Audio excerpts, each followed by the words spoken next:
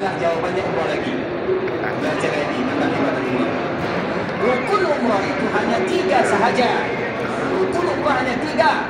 Ingat baik-baik. Tidak 4, tidak 5. 3. Yang pertama, niat sudah pasti. Yang kedua, tawaf. Yang ketiga, sa'i. Selesai itu rukunnya. Sedangkan wajib umrah ada berapa? 5 atau 6? 2. Wajib umrah itu hanya 2. Yang pertama, tidak boleh melewati miqat kecuali dengan menggunakan pakaian ihram, karena kita sudah berniat. Yang kedua, kita mengambil rambut mencukur ataupun memendekkannya, atau dengan istilah yang kita kenal dengan tahallul. Sebenarnya bukan tahallul, tapi namanya adalah memendekkan halaq atau taksir. Halaq atau taksir. Itu saja, berarti 5 yang harus kita jaga. 5 ini saja. Niat, tawaf, sa'i, itu rukunnya. Wajibnya 2. Tidak boleh melewati miqat kecuali dengan pakaian ihram yang lengkap. Kemudian nanti kita bercukur atau memendekkan rambut, selesai kita umrah. Selebihnya ada sunnah-sunnah umrah. Bisa dipahami? Selebihnya adalah sunnah-sunnah umrah. Misalnya apabila ada di antara kaum muslimin yang mereka tawaf, kemudian setelah mereka tawaf, mereka tidak salat di belakang makam Ibrahim, umrahnya sah atau tidak? Sah. Kenapa sah? Karena itu bukan rukun, bukan pula wajib. Bisa dipahami? Baik, begitu juga dengan kita memakai pakaian ihram, kemudian kita membuka lengan yang bagian kanan dikala kita tawaf. Kalau kita tidak melakukannya, umrah kita sah atau tidak? Sah. Kenapa sah? Karena bukan rukun, bukan pula wajib. Bisa dipahami? Artinya ikhwatul Islam, sunnah ini sunnah. Artinya kalau ada di antara kita yang tidak membukanya karena alasan atau tanpa alasan, walaupun kita tidak menginginkan yang demikian, tapi ibadah kita tetap sah karena itu bukan rukun, bukan pula wajib. Sama dengan ibadah salat ikhwatul Islam. Karena di dalam setiap ibadah ada rukun, ada wajib. Makanya di dalam ibadah apapun yang harus kita ketahui 2 ini. Di dalam salat kita harus tahu mana rukunnya, mana wajibnya. Di dalam ibadah yang lain tahu rukun, tahu wajib, aman kita beribadah. Karena apabila yang 2 ini kita tidak tahu, maka bisa jadi ibadah kita salah dan tidak diterima. Contoh misalnya di dalam salat ada rukunnya, ada wajibnya, dan banyak sunnahnya. Misalnya apabila ada orang yang salat sendirian, kita berbicara tentang orang salat sendirian. Dia salat misalnya salat maghrib misalnya, salat sendirian karena dia sakit tapi dia salat sendirian. Kemudian jika dia salat sendirian, dia tidak membaca Al-Fatihah. Apa hukumnya kalau dia tidak membaca Al-Fatihah? Salatnya sah atau tidak? Salatnya sah tapi rakaatnya batal. Bisa dipahami? Jadi salatnya tidak batal. Misalnya di rakaat pertama dia meninggalkan bacaan Al-Fatihah, dia tetap menyempurnakan salatnya, tidak membatalkan salatnya. Tapi rakaat pertama tidak dihitung karena dia meninggalkan rukun. Bagi mereka yang mengatakan rukun. Bisa dipahami? Baik, ada orang yang salat, kemudian dia ruku, tapi dia tidak membaca bacaan ruku. Salatnya sah atau tidak? Sah. Kenapa sah? Karena bacaan ruku apa hukumnya? Bacaan ruku apa hukumnya? Bacaan ruku apa hukumnya? Yang tidak tahu, ulang lagi pelajaran SD. Bacaan ruku, bacaan sujud apa hukumnya? Sunnah. Wajib. Bacaan itu hukumnya wajib. Bacaan ruku, bacaan sujud, bacaan i'tidal, bacaan duduk di antara 2 sujud, itu semuanya wajib salat. Bisa dipahami? Biasanya ikhwatul Islam di dalam salat, rukun itu adalah lebih kepada gerakan. Gerakan ruku itu rukun, bacaan itu lebih kepada wajib. Bisa dipahami? Ini baru salat ya. Berarti kita harus mengulang lagi pelajaran salat. Artinya ada rukun, ada wajib. Bacaan ruku, bacaan sujud, semuanya wajib hukumnya. Subhana rabbil azim. Dikala kita sujud, subhana rabbil a'la, atau bacaan yang lainnya. Dikala kita i'tidal, dikala kita duduk di antara 2 sujud, itu semuanya adalah wajib salat. Bisa dipahami? Bisa dipahami atau tidak? Tasyahud awal misalnya, bacaan tasyahud awal, apa bacaannya, apa hukumnya? Wajib atau rukun? Wajib. Tasyahud akhir apa hukumnya? Rukun. Bisa dipahami?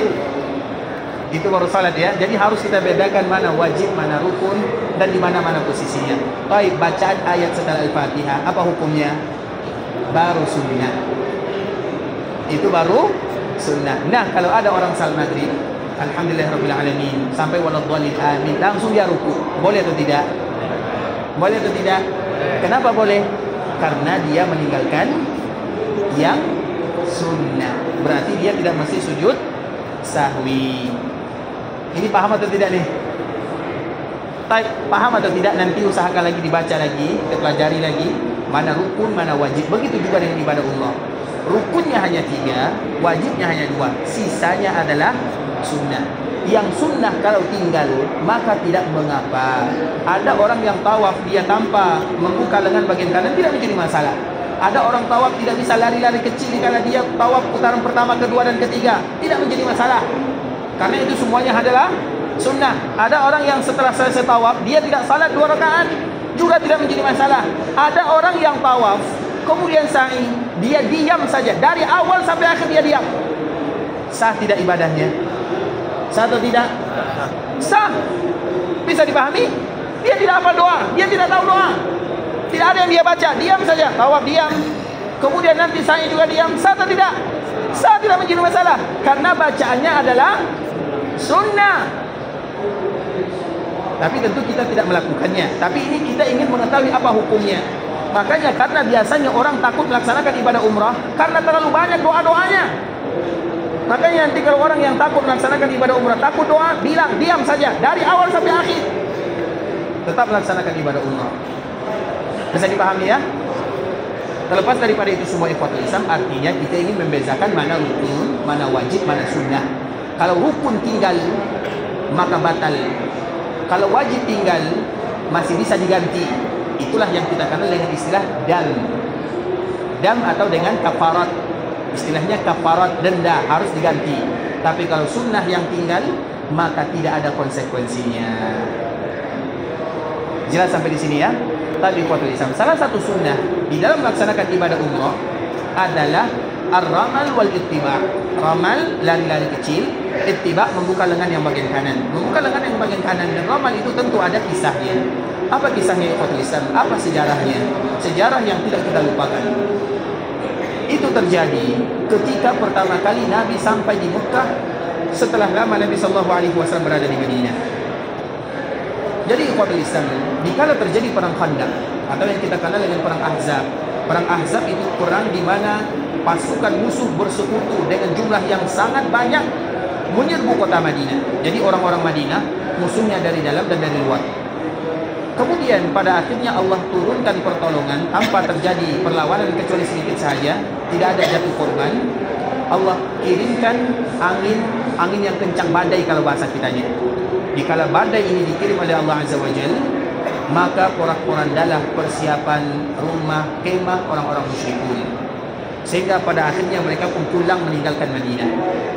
Kemudian apa kata Nabi? Setelah ini mereka tidak akan pernah lagi kembali ke sini. Setelah terjadi peristiwa ini, maka orang-orang Mekah tidak akan pernah berani lagi datang ke kota Madinah. Tapi sebaliknya, Nabi yang akan mendatangi mereka. Dan itu terjadi pada tahun ke-5 Hijriah. Kemudian ikhwatul Islam, pada tahun ke-6, karena Nabi mengatakan yang demikian, mereka tidak akan berani lagi datang menentang kaum muslimin. Artinya kaum muslimin sudah memiliki kekuatan.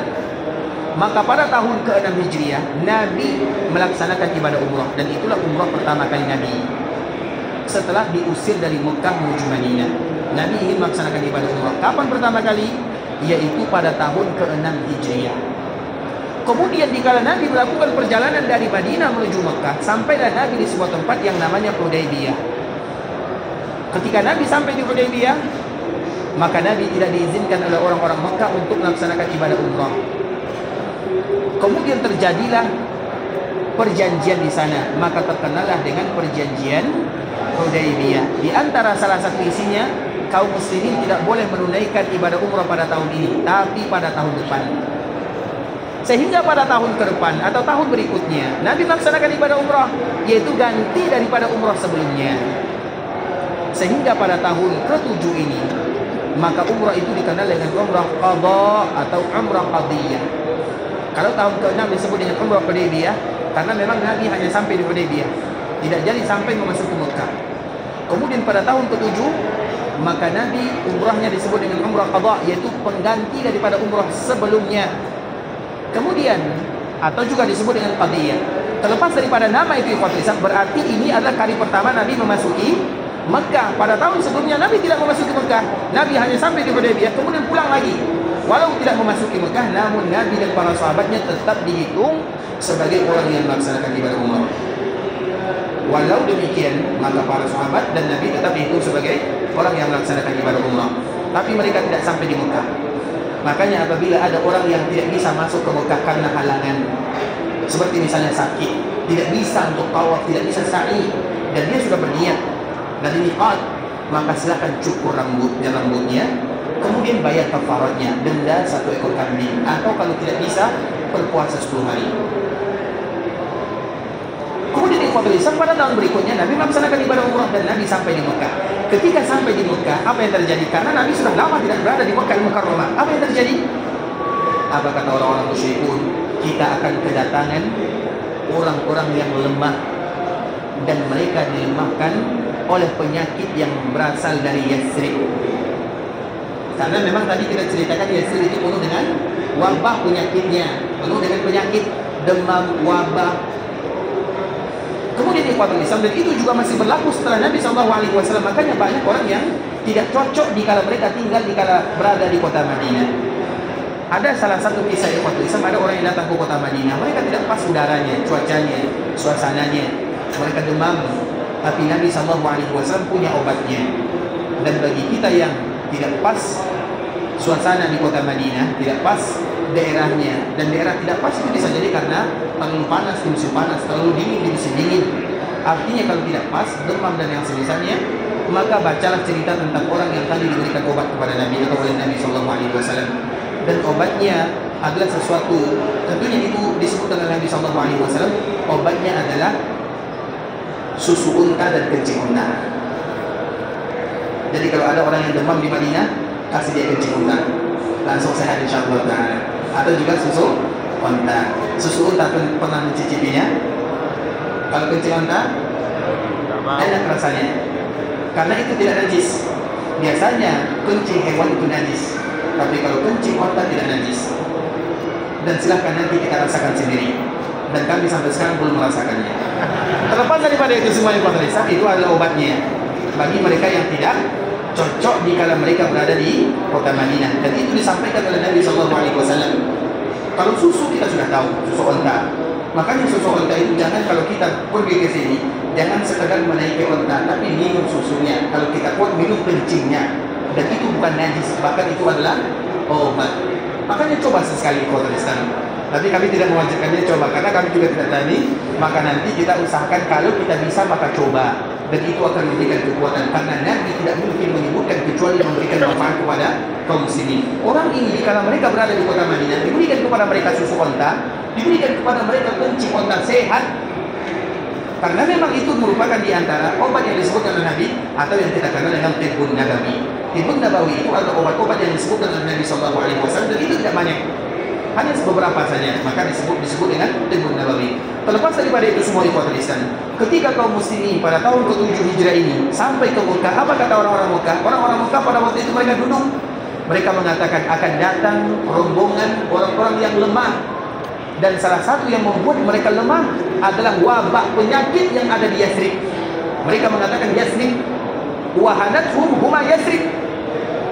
Artinya orang Mekah, mereka tidak mau menamakan Madinah dengan Madinah, mereka tetap menamakan Madinah dengan Yathrib, karena Yathrib itu penghinaan, artinya untuk merendahkan kaum muslimin, sehingga mereka menamakan wahanathum huma Yathrib. Mereka adalah orang-orang yang lemah karena wabah yang ada di Yathrib. Kemudian apa kata Nabi? Kalau nanti kalian tawaf, silahkan kalian berlari-lari kecil. Dan berlari-lari kecil itu ikhwatul Islam, itu hanya dianjurkan, misalnya perhatikan baik-baik. Di sini rukun Yamani, di sini Hajar Aswad. Yang dianjurkan berlari-lari kecil itu dari Hajar Aswad kita berputar sampai rukun Yamani. Dari rukun Yamani sampai ke Hajar Aswad maka tidak berlari-lari kecil. Bisa dipahami? Itu merupakan di antara sunnahnya. Itu sunnahnya kalau kita ingin melakukannya. Mengapa demikian? Karena itu dulu yang dilakukan Nabi. Jadi orang-orang Quraisy mereka duduknya di sini. Kemudian dikala melihat orang-orang yang berlari, para sahabat berlari kecil, maka mereka heran. Sambil membuka lengan yang bagian kanan, mereka heran. Ternyata yang kita sebutkan mereka adalah orang-orang lemah. Ternyata mereka adalah orang yang paling kuat. Mereka melakukan perjalanan dari Madinah menuju Mekah kurang lebih 6 hari 6 malam. Sampai di Mekah, mereka tawaf dalam keadaan berjalan atau dalam keadaan sedikit berlari. Dan itu merupakan kekuatan yang luar biasa. Kalau kita dari Madinah menuju Mekah berapa jam? Ada yang 6 jam, bahkan ada yang 3 jam saja. Sampai di tawaf, maka mereka juga tidak bisa lari. Padahal dengan kemudahan yang Allah Subhanahu wa taala berikan, kecuali kalau ada uzurnya. Maka sunnah ini walau hukumnya sunnah, tapi jangan pernah ditinggalkan. Bisa dipahami? Jangan pernah ditinggalkan ikhwatul Islam. Coba bayangkan, di kana para sahabat datang 6 hari 6 malam berjalan kaki. Artinya mereka berjalan, kadang mengendarai kendaraan, sampai di sana mereka tetap berlari-lari kecil. Sehingga orang-orang Mekah mereka mengatakan ternyata tuduhan kita tidak benar. Mereka adalah orang-orang yang kuat. Maka sunnah ini sampai sekarang masih tetap berlaku untuk mengenang sejarah bagaimana kekuatan yang Allah berikan kepada kaum muslimin. Artinya ikhwatul Islam, orang-orang munafikun yang pertama dan orang-orang musyrikun yang kedua, mereka tetap menamakan Madinah dengan istilah Yathrib. Sedangkan kita tidak boleh lagi menamakan Madinah dengan Yathrib setelah Nabi berada di sini. Sehingga Nabi menyebutkan umirtu biqaryatin ta'kulul qura yaquluna laha Yathrib. Allah perintahkan aku untuk hijrah ke sebuah daerah yang mana mereka menamakan, bukan kita, tapi mereka siapa? Arti yang lain, musuh-musuh Islam, orang-orang munafikun, orang-orang musyrikun, mereka menamakan daerah tersebut dengan Yathrib, wahia Al-Madinah, sedangkan namanya adalah Al-Madinah. Maka kalau kita ikhwatul Islam, jangan pernah lagi menamakan Madinah dengan Yathrib kecuali hanya untuk menyebutkan sejarah dan historisnya. Misalnya dulu Madinah disebut Yathrib, kalau sekarang tidak lagi disebut dengan Yathrib, karena Yathrib itu artinya penghinaan, cacian, cemoohan, pembunuhan, itu maknanya. Nah, maknanya tidak bagus. Terlepas daripada itu semua ikhwatul Islam, maka di mana Nabi SAW berada di sini, maka Nabi berdoa kepada Allah. Doa Nabi, Allahumma habbib ilaina Madinah. Ya Allah, tanamkan kepada kami rasa cinta kepada kota Madinah sebagaimana kami mencintai Mekah. Atau jadikan, ini poin penting ikhwatul Islam, atau jadikan kecintaan kami terhadap kota Madinah melebihi kecintaan kami terhadap kota Mekah Al-Mukarramah. Jadi ada beberapa sisi yang menunjukkan kelebihan kota Madinah dibandingkan dengan Mekah. Walau secara hukum asal Mekah itu adalah daerah yang paling dicintai oleh Allah Azza wa Jalla, hukum asalnya. Tapi ada beberapa sisi yang menunjukkan kelebihan kota Madinah. Yang pertama masalah cinta. Cinta kita harus lebih karena Nabi berada di sini dan Nabi berdoa kepada Allah dengan demikian. Ketika Nabi berdoa, maka kita pun berdoa dengan kalimat yang disebutkan oleh Nabi. Ketika Nabi mencintai Madinah melebihi dari segala-galanya, kita pun melakukan yang demikian. Begitu juga masalah barokah. Madinah barokah, Mekah juga barokah. Tapi ingat keberkahan yang ada di kota Madinah. Sebagaimana hadis Nabi, Allahumma ja'al bil Madinati di'fai ma bi Makkah min al barakah. Ya Allah, jadikan keberkahan yang ada di kota Madinah 2 kali lipat dibandingkan dengan keberkahan yang ada di Mekah Al-Mukarramah. Tapi ingat, bukan berarti secara umum Madinah lebih mulia. Tidak, Mekah tetap tanah yang lebih mulia. Tapi ada beberapa sisi yang menunjukkan kelebihan-kelebihan yang ada pada kota Madinah. Dan ini kita sebutkan 2 saja. Nanti ada waktu yang lain kita sebutkan kelebihan-kelebihan yang lain yang ada pada kota Madinah. Sehingga ikhwatul Islam, ketika Nabi SAW berada di sini, maka Nabi SAW mengucapkan kalimat ini. Kalimat ini kalau kita hafal, maka juga bagus. Allahumma habbib ilaina al-Madinah kahubbina Makkah atau asyad. Terutama bagi kita yang pertama kali datang ke kota Madinah, atau ketika di awal kita berada di kota Madinah, agar kita betul-betul mencintai kota Madinah. Ya Allah, tanamkan kepada kami cinta kepada kota Madinah sebagaimana kami mencintai Mekah, atau kecintaan kami terhadap kota Madinah melebihi kecintaan kami terhadap kota Mekah Al-Mukarramah. Allahumma habbib ilaina al-Madinah kahubbina Makkah atau asyad. Makanya nanti kalau kita tidak bisa mengucapkan doa ini dengan bahasa Indonesia, dengan bahasa Melayu, ucapkan doa ini dengan bahasa Arab. Dan itu yang lebih mudah. Bisa? Sulit? Allahumma habbib ilaina al-Madinah kahubbina Makkah atau asyad.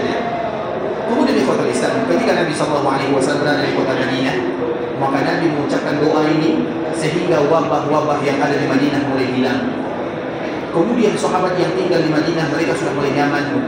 Kemudian dikala mereka berada di kota Madinah, maka Madinah sudah berubah menjadi sesuatu yang paling mereka cintai, baik itu dari kalangan Muhajirin ataupun dari kalangan Ansar.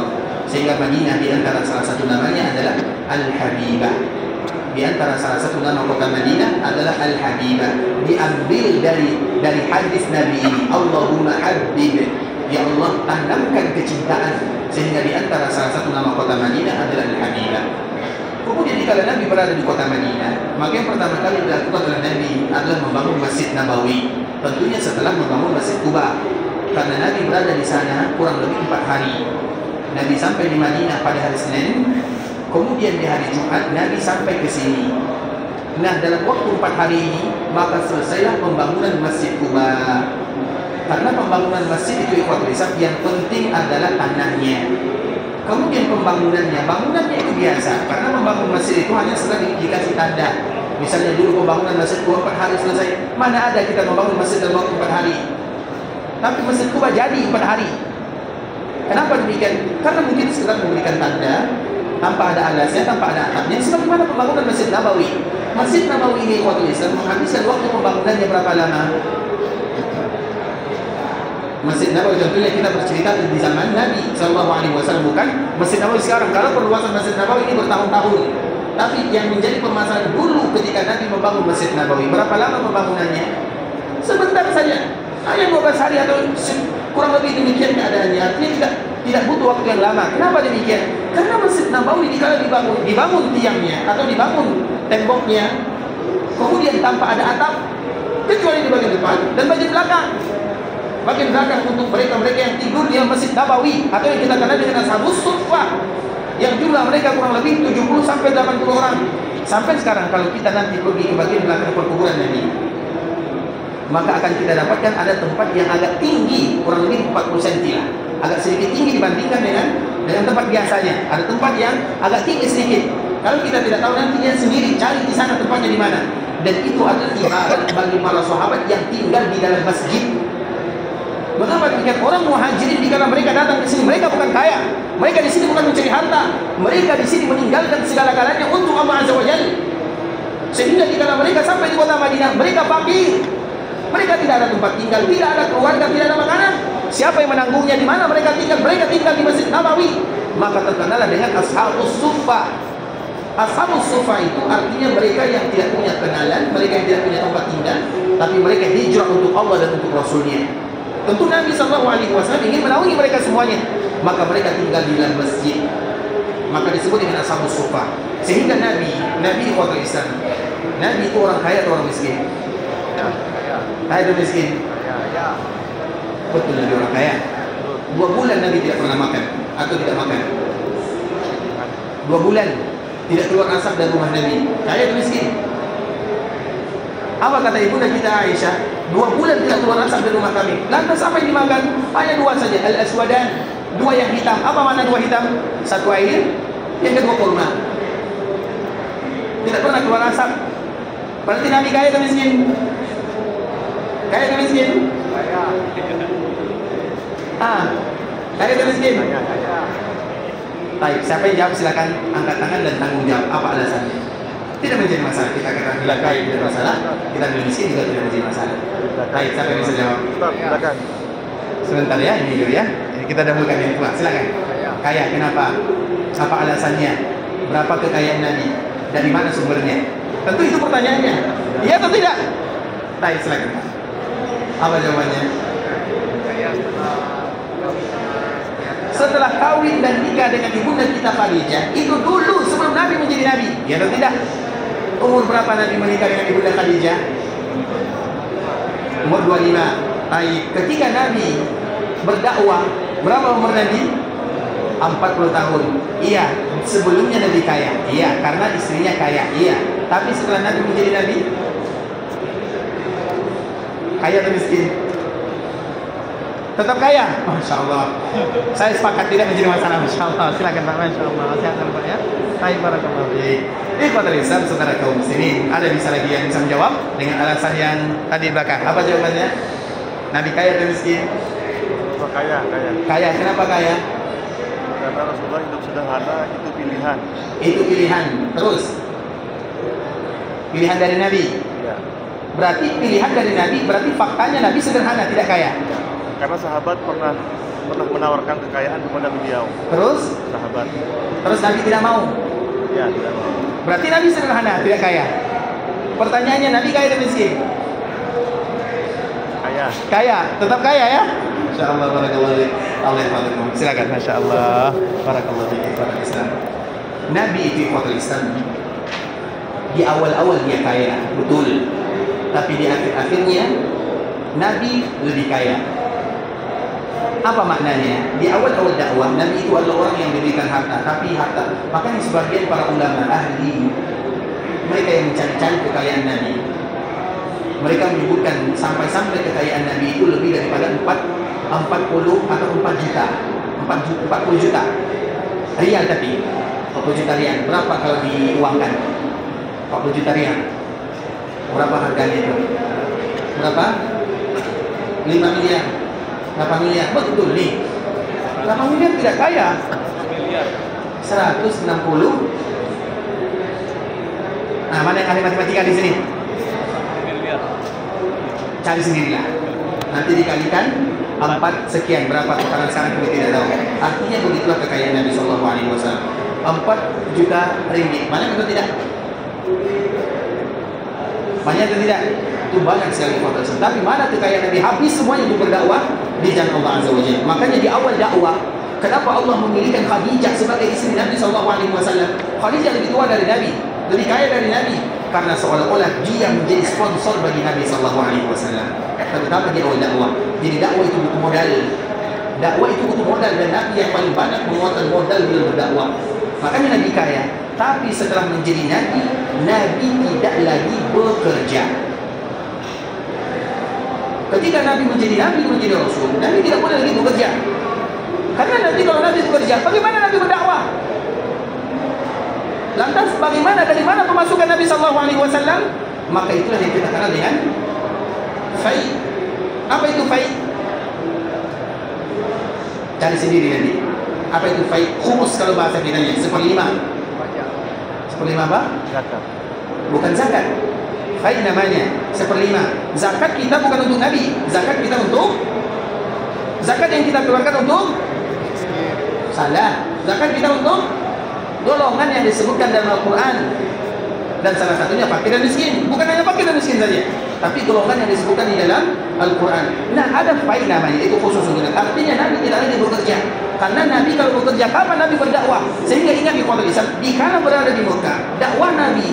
Makanya ibunda kita Khadijah, beliau yang menjadi sponsor dakwah Nabi Sallallahu Alaihi Wasallam. Ketika Khadijah meninggal, Nabi pergi ke Madinah. Siapa yang mensponsor Nabi Sallallahu Alaihi Wasallam? Itulah yang kita kenal dengan fai. Ada jatah dari Allah Azza wa Jalla untuk Rasulullah Sallallahu Alaihi Wasallam. Sehingga Nabi, hukum asalnya Nabi kaya, tapi setelahnya Nabi hidup sederhana karena keadaan, karena Nabi mengorbankan segala-galanya. Nah, walaupun Nabi, dan Nabi lebih sering tidak makannya. Makanya sering kita lihat hadis di khotbah Islam. Ketika Nabi Sallallahu Alaihi Wasallam masuk ke rumah, apakah ada makanan? Maka sering jawaban istri Nabi, tidak ada. Apa kata Nabi? Inni saim. Kalau tidak ada makanan berarti saya puasa saja. Nabi lebih banyak puasanya. Artinya Nabi tidak punya di rumahnya. Bahkan di khotbah Islam kita tahu Nabi pernah merajuk. Apa bahasa kita merajuk? Apa? Ngambek. Ngambek. Merajuk. Nabi pernah merajuk. Berapa lama Nabi merajuk? 1 bulan. Kenapa? Karena terlalu banyak permintaan dalam masalah dunia. Artinya memang Nabi SAW tidak ada, karena memang Nabi tidak bekerja. Coba kita lihat siapa yang mengetahui kalau Nabi bekerja setelah Nabi menjadi Nabi dan menjadi Rasul. Nabi tidak lagi pernah bekerja. Karena memang tugas Nabi adalah menyampaikan agama, risalah dan dakwah. Nabi korbankan segala-galanya untuk kita sebagai umatnya. Begitulah kasih Rasulullah SAW kepada kita bersama. Kemudian di kuat lisan, walaupun Nabi tidak kaya, tapi lihat Nabi juga bisa menakluk ashabus suffah yang tadi kita ceritakan. Jadi 80 orang ini, itu mereka berada di bawah tanggungan Nabi setiap hari. 80 orang. Siapa di antara kita yang bisa menghidupi 80 orang? Ada? Jarang nih kuat lisan. 80 orang itu bukan jumlah yang sedikit, jumlah yang banyak. Ya, makanya dikatakan Nabi miskin. Iya, Nabi miskin. Dikatakan Nabi kaya, iya juga Nabi kaya. Kenapa Nabi dikatakan miskin? Karena Nabi berdoa kepada Allah Azza wa Jalla, ya Allah kumpulkan aku bersama orang-orang miskin. Itu doa Nabi SAW. Berani tidak kita berdoa seperti itu? Tidak berani. Sulit ya? Ya Allah kumpulkan aku bersama orang-orang miskin. Artinya bukan berarti kita miskin, tapi agar hati kita bersama mereka. Maka di antara salah satu yang bisa melunakkan hati dan jiwa, cari orang-orang fakir, cari orang-orang miskin. Nanti titipkan, kita yang cari, kita kasih untuk melembutkan hati. Itu tujuannya. Kita lihat orang fakir, orang miskin, kemudian kita berikan sedikit harta yang Allah titipkan kepada kita, maka mereka tersenyum dan mereka mengucapkan jazakallahu khairan, terima kasih banyak Pak. Dikala mereka bahagia, kita jauh lebih berbahagia. Makanya untuk mencari kebahagiaan, sering-seringlah kita melihat saudara-saudara kita yang fakir atau miskin. Itu ada kebahagiaan yang sesungguhnya. Maka Nabi SAW berdoa, ya Allah, jadikan aku, kumpulkan aku bersama orang-orang miskin. Bahkan di antara doa Nabi, Allahumma inni as'aluka fi'il khairat wa tarkal munkar wa hubbal masakin. Itu adalah doa Nabi SAW. Sehingga Nabi miskin, iya. Karena Nabi miskin tidak makannya. Tapi Nabi juga kaya, karena Nabi menanggung 80 orang sahabat. Itu semuanya berada di Masjid Nabawi. Para sahabat ini yang berada di Masjid Nabawi, di mana mereka hasil hidupnya? Kalau bukan dari Nabi SAW. Artinya makan mereka dari Nabi. Nabi makan berarti mereka makan. Nabi tidak makan berarti mereka tidak makan. Begitulah Ashabus Suffah. Itulah yang dikenal dengan Ashabus Suffah yang ada di Masjid Nabawi. Makanya pembangunan Masjid Nabawi itu hanya membutuhkan waktu yang tidak lama. Tidak ada atapnya, tiangnya pohon kurma, alasnya tidak ada tikarnya, hanya pasir dan kerikil sahaja. Sehingga kita selalu mengatakan di antara sunnah Nabi SAW, kalau kita salat di daerah yang atau di masjid yang banyak kerikilan pasirnya, kalau ada masjid yang banyak kerikilan pasirnya, kemudian kita sujud, maka tidak boleh bagi kita membersihkan apa namanya ini, dahi kita ini yang menempel pasirnya, biarkan dia dulu sampai kita selesai melaksanakan ibadah salat. Karena begitulah Nabi salat. Nabi selalu menempel kerikil dan pasir karena memang itu tempat sujud Nabi. Makanya kita lihat para sahabat Nabi dan para sahabat tidak pernah mereka salat kecuali menggunakan alas kaki, sepatu dan yang semisalnya. Makanya kapan kita melihat Nabi salat dengan seperti kita salat, tidak pakai alas kaki, tidak pakai sandal atau tidak pakai sepatu, karena memang keadaannya demikian. Di musim panas, coba bayangkan panas. Di musim panas, di musim dingin, coba bayangkan. Makanya kalau kita ingin mencoba sesekali di musim panas, keluar dari Masjid Nabawi, tanggalkan sandal kita, kemudian jalan tanpa menggunakan sandal, rasakan bagaimana panas luar. Itu baru sedikit bagaimana dulu panas yang dirasakan oleh baginda Rasulullah SAW. Artinya demikian keadaan Nabi SAW membangun Masjid Nabawi. Jadi pembangunan Masjid Nabawi itu tidak butuh waktu yang lama karena sederhana sekali. Tapi walau sederhana, tidak ada seorang pun para sahabat yang absen, yang tidak hadir melakukan salat berjamaah bersama Rasulullah SAW. Disitulah poin pentingnya. Walau masjid yang sederhana, beratapkan dengan langit, beralaskan dengan bumi, berdindingkan dengan angin dan hawa sahaja, tapi tidak seorang pun di antara mereka la yatakhallaf abadan. Tidak ada satu pun di antara mereka yang tidak hadir mengikuti atau melakukan salat berjamaah bersama Rasulullah SAW. Apa gunanya masjid yang begitu indah, tapi yang ada di dalamnya cuma muadzin dan imam saja? Itulah yang harus kita ingat baik-baik di Islam. Ternyata masjid itu tujuan utamanya ada untuk dimakmurkan. Kalau Allah berikan rezeki, kita bisa membuat masjid yang bagus, alhamdulillah. Tapi yang harus kita prioritaskan adalah orang-orang yang salat di dalamnya. Para sahabat itu ikhwatul Islam, bahkan kalau ada di antara mereka yang sakit, sebagaimana disebutkan oleh sahabat Abdullah bin Mas'ud radhiyallahu taala anhu, maka kami akan menggandengnya. Artinya untuk dibawa ke masjid agar dia hadir melaksanakan salat berjamaah. Begitu juga sahabat Abdullah bin Umi Maktum, dia pernah datang minta izin kepada Nabi, ya Rasulullah, aku ini adalah seorang laki-laki yang tua, yang buta. Apakah ada keringanan bagiku untuk tidak melakukan salat berjamaah?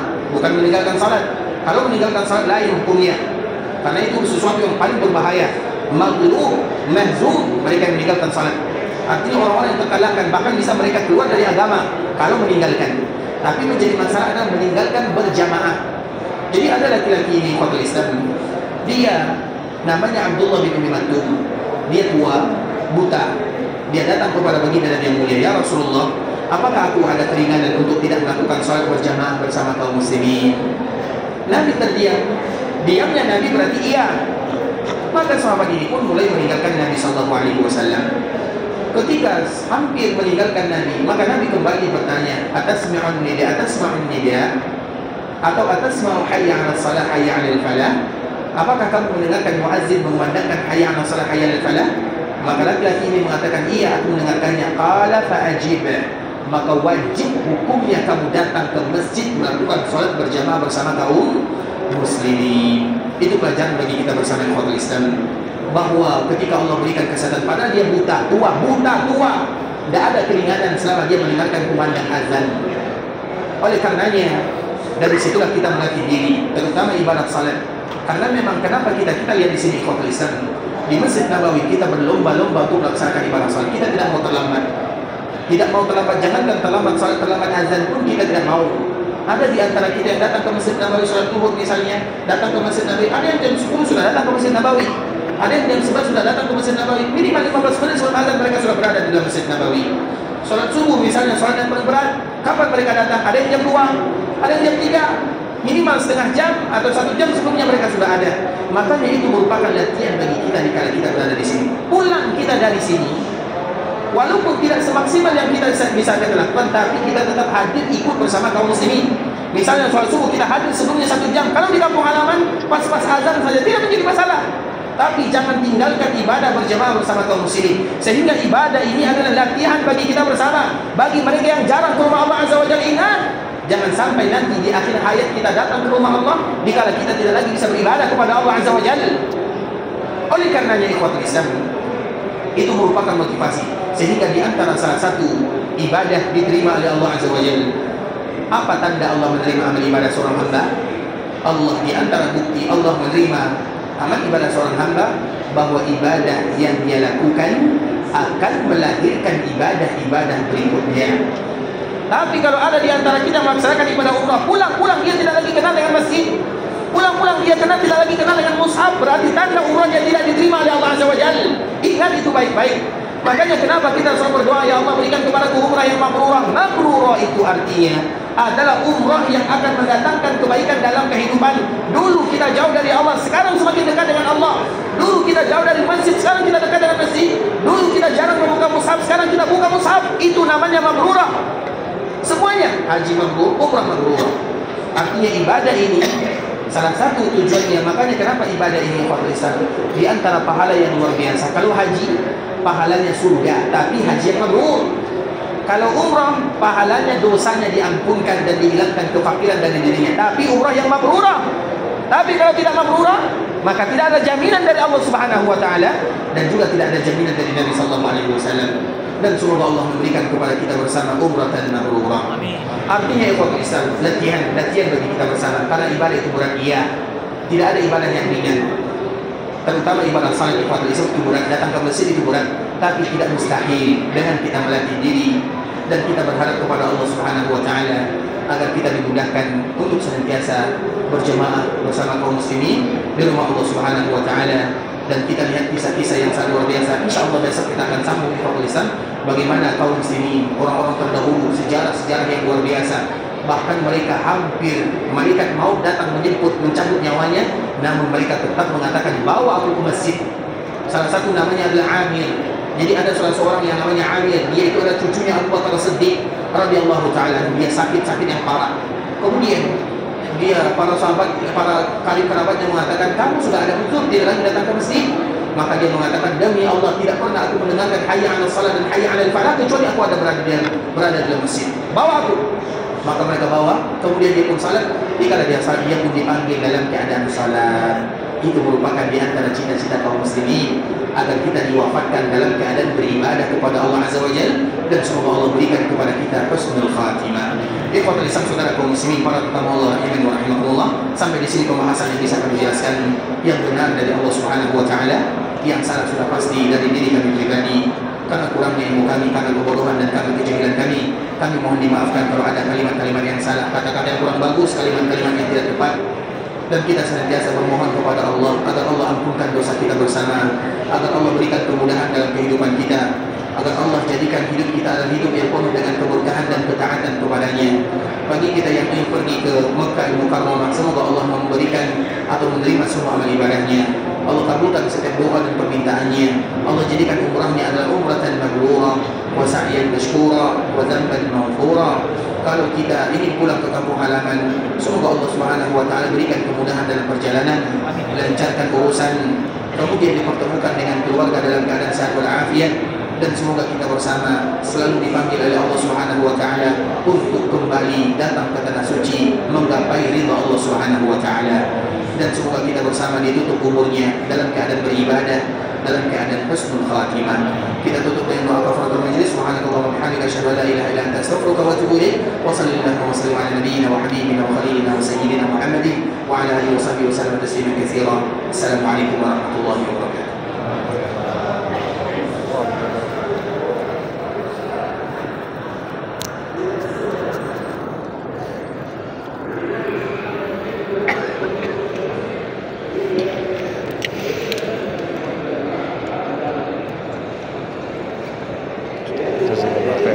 Sehat selalu ya.